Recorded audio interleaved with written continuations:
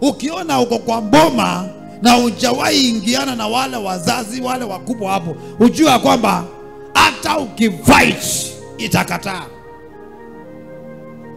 Maana mwenye kuibeba anjakupea. Wewe uoni ufalme wa Mungu ulikuwa kwa Elisha. Elisha akapatia nani?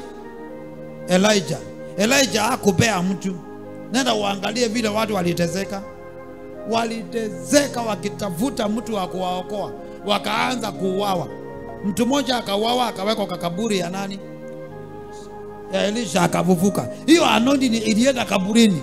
Ule mtu ambaye ako mbele zako akivunga roho, unanga bahati.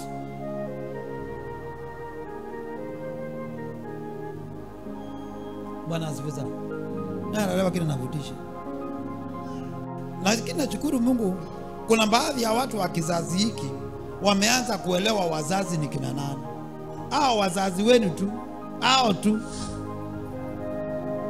Mtu anaweza kuwa amekufungia, utatezeka, lakini hakuja kuambia mwanangu nimefurahia, thank you. Amekupea. Praise the Lord Jesus.